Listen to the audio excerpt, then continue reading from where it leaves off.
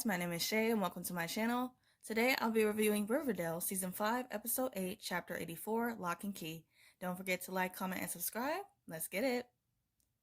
The episode starts off with Kevin and some random guy at a truck stop doing something suspicious, but we don't know what just yet.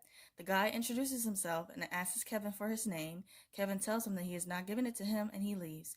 Kevin comes home with groceries pretending that he was at the store. He picked up some food items that Tony was craving.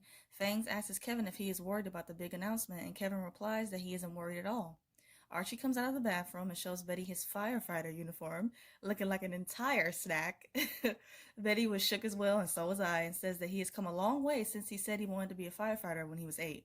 Archie comes over to her, and they kiss, and they are so freaking adorable, man. And it makes my heart so happy every time we get this kind of Archie content. Like, amazing! It truly is. Jughead and Tabitha are with Dr. Willie at Pops. She asks if she can see the specimen that Nana Rose sent in the last episode. Jughead tells her about what happened the night at Pops and that the specimen is gone. Dr. Whitley gets the sense that Jughead is repressing a traumatic experience and suggests that he come to her support group. Jughead shuts her down and says that he prefers to keep whatever he is dealing with repressed. Dr. Whitley gives him her card and tells him that if he changes his mind to give her a call. The twins are making art collages in the living room, and Alice is going over missing persons posters for Polly. Betty comes downstairs and she receives a call from Sheriff Keller. She informs Alice that they have found another body at the swamp, but that it isn't Polly's. She says that she is going to go down there to learn more information, and she will let Alice know what happens.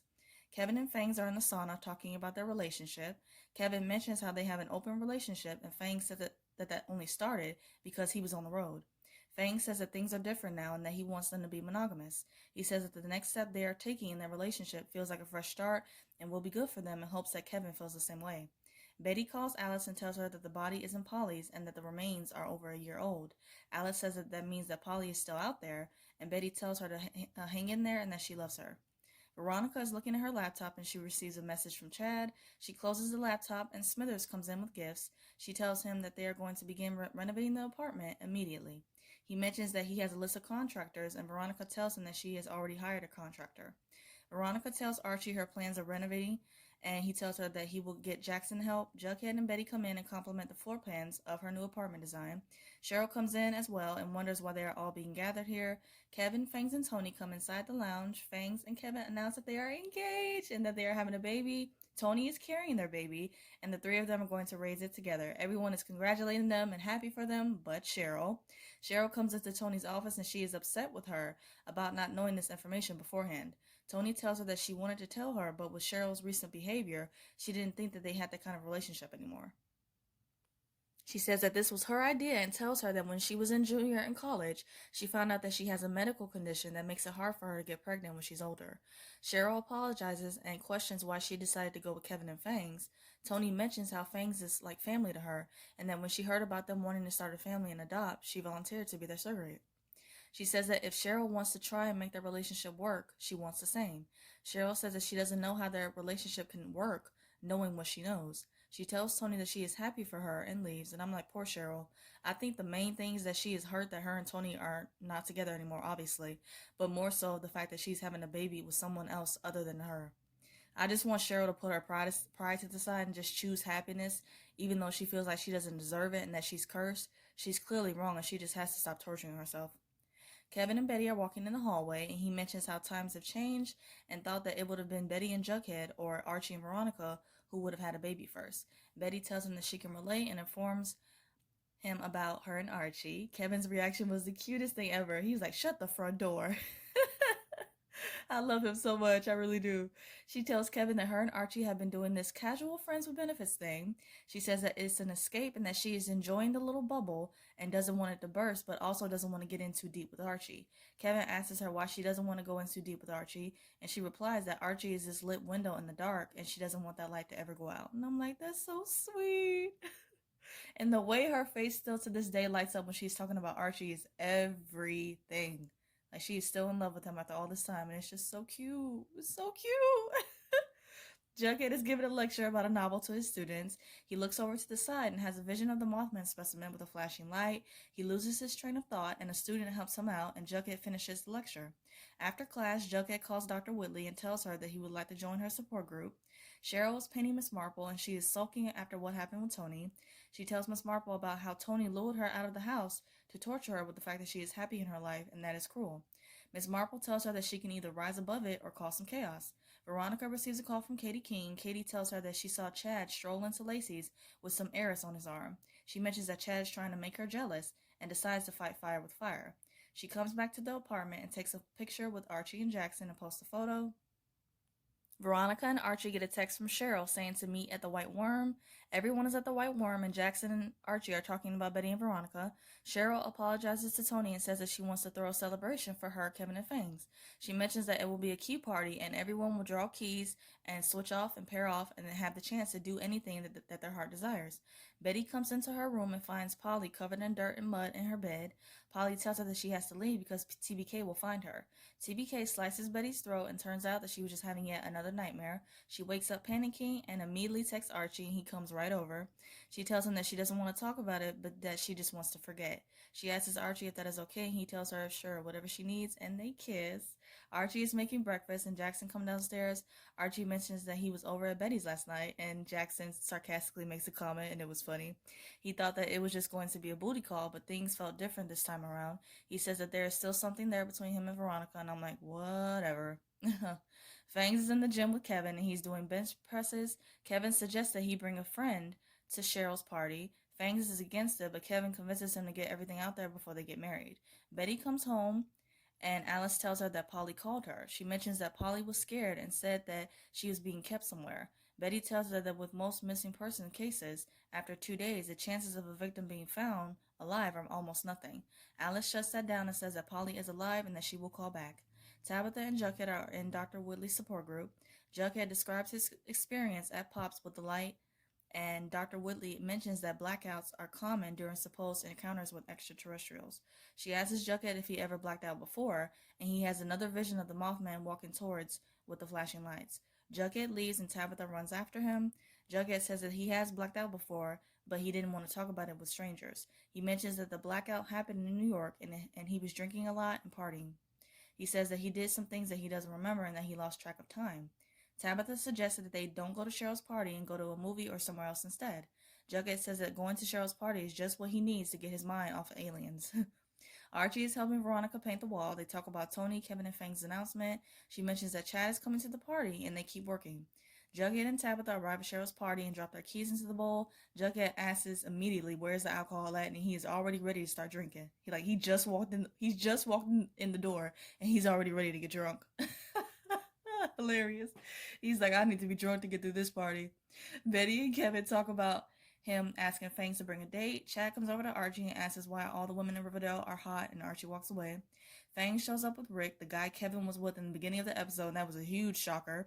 Rick introduces Kevin like it was the first time they're meeting each other. Cheryl starts the game and tells everyone that there will be no withdrawing of the keys, and everyone has a free pass to do anything that they want. Veronica is first and picks Archie keys. Chad is against it and begins to fight with Archie over Veronica. Veronica goes and grabs Chad's keys and they leave. Jughead gets up and he can barely walk. He's stumbling and everything. He picks Tabitha's keys and Tabitha grabs the drunken Jughead and takes him home. Jackson grabs Minerva's keys and they leave together. Reggie grabs Fang's keys and he kisses them, and I'm like, ooh.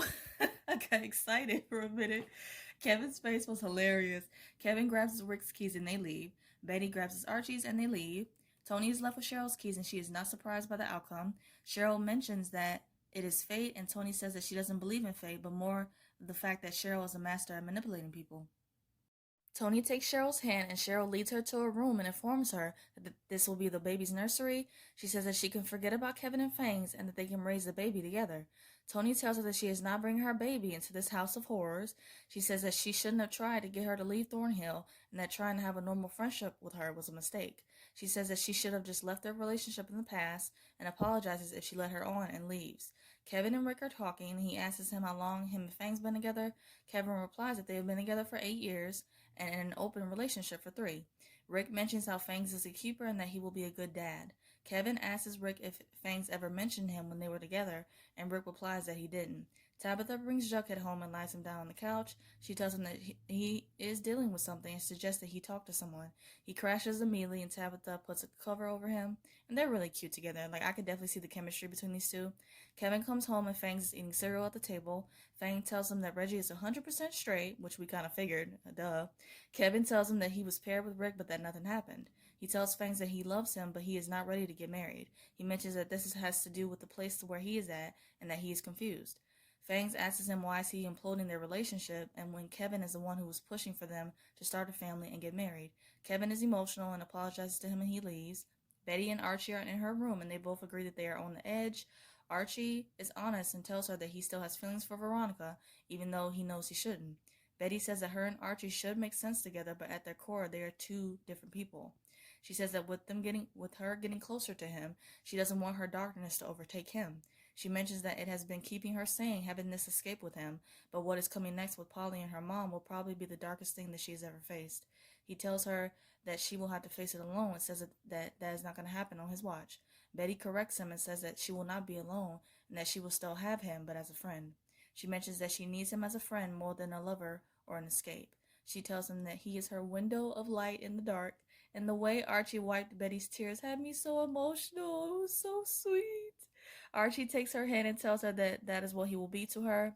And this was such a sad moment because in the beginning of the episode, I was so all here for it and happy just seeing them kiss and make out and everything. And then this moment, we get this moment at the end of the episode, and it just made me so sad. But I still have hope for Barchi. I still have hope. Chad comes over and Veronica tells him that Cheryl's party confirms something that she's been feeling for a long time. Jughead gets out of the shower and wipes the mist on the mirror and has another vision of the Mothman. Miss Marple compliments Cheryl on the portrait she did of her. Cheryl says that so much of her life is ugly, and Miss Marple tells her that she made her beautiful because Cheryl is beautiful. Cheryl stops her and says that she is repulsive, and Miss Marple interrupts her and says that she is gorgeous, and they kiss. And this was a cute moment with them, and even though I'm still Team Shoni, don't get me wrong, Team Shoni till the day I die, but Cheryl deserves some sort of happiness, so it was this moment was cute to see. Veronica comes to the gym, and Archie is washing the fire truck. She tells him that her and Chad are getting a divorce. He tells her that he wants her to be happy, and she agrees. He comes clean about what happened with Betty, and says that they are just friends. Veronica says that the past is in the past, and she is more interested in the present, but I'm like, what Barchi got going on right now is far from the past, but okay. They kiss, and I don't really care. Betty and Alice get a call from Polly, and she tells them that she is on the lonely highway and to hurry and come get her. The episode ends with Betty and Alice arriving at the lonely highway and seeing a telephone booth smashed on the ground with so much blood on it. So I'm like, that whole Polly is still alive. I really do. To wrap up this video, I'm going to do 3 quick things. First, my quick thoughts on the episode. I enjoyed some parts of this episode. Cheryl's party was funny and entertaining. The drama with Kevin and Fangs made me so sad, and I don't like that they're going through this, and I hope that they can get through it. Veronica and Chad getting a divorce, and then her immediately getting together with Archie, I'm not surprised at all. But I do not believe that this is the end of Barchi. I feel like there is more to come. Just have to be patient and continue to have hope. And from what I've seen 1 or 2 of the Riverdale writers say, it definitely gives me hope for their Barchi storyline continuing. So I have hope. Second, my thoughts on next week's promo. It shows Betty going through it as she continues to search for Polly. I'm excited. Lily is owning it in this season as she always does. Third, I'm going to do a quick rapid fire of the episode. My favorite scene, Archie showing Betty his uniform in the beginning. I love that moment and it made my heart beat out of my chest. And it's so refreshing just seeing them happy and together in an intimate way. Favorite quote, a window of light in the dark, Betty. That line is just so sweet and emotional. Like, he has always been that main constant in her life. No matter what she's going through, she can always count on him, and I love that. Favorite duo, Tabitha and Jughead. I'm enjoying their scenes together, and I can see chemistry between the two. Favorite look, Betty. I'm just seriously loving her hair in every episode this season. My WTF moment, Kevin telling Fangs that he doesn't know if he's ready to get married or about raising a family. I'm sad that Kevin and Fangs are going through this, but I hope that they will get through this. I hope you guys enjoyed my review of Riverdale. I review other shows like All American, Legacies, Good Trouble, and some other stuff.